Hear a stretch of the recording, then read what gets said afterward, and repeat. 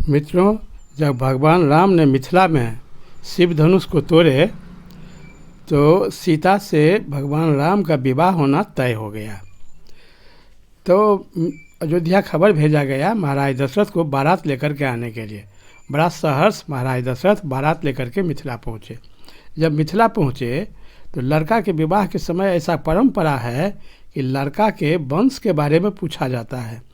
तो लड़का के वंश के बारे में जब पूछा गया तो उस समय महाराज दशरथ कहे कि हमारे वंश के कुल देवता वशिष्ठ जी हैं, यही हम लोगों के वंश का विवरण आपको बतलाएंगे।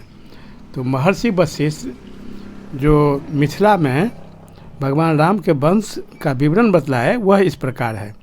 ब्रह्मा जी का जन्म अव्यक्त है, वे स्वयंभू हैं।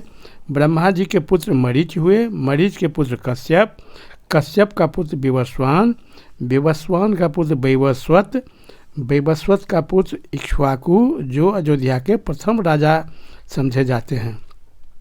इक्ष्वाकु का पुत्र कुक्षी, कुक्षी का पुत्र विकुक्षी, विकुक्षी का पुत्र बाण, बाण का पुत्र अरण्य, अरण्य का पुत्र पृथु, पृथु से त्रिशंकु, त्रिशंकु का धुंधुमार, धुंधुमार का पुत्र युवनाश्व, युवनाश का पुत्र मानधाता जो संपूर्ण पृथ्वी के मालिक थे, संपूर्ण पृथ्वी के राजा हुए थे।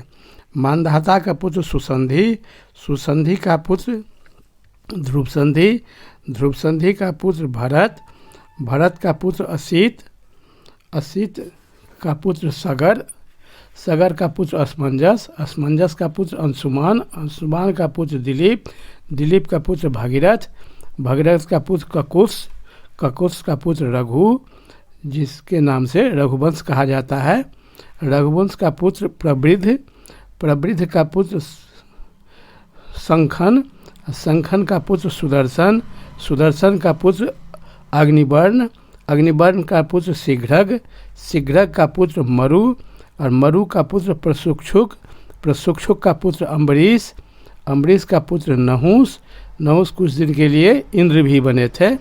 नहुस का पुत्र ययाति, ययाति का पुत्र अज, अज का पुत्र दशरथ और दशरथ का पुत्र राम लक्ष्मण भरत शत्रुघ्न, ये चार भाई।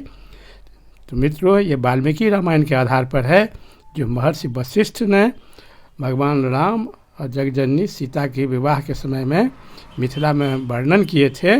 ये वही है वाल्मीकि रामायण के आधार पर। बहुत बहुत धन्यवाद। जय श्री राम, जय माँ जगदम्बा।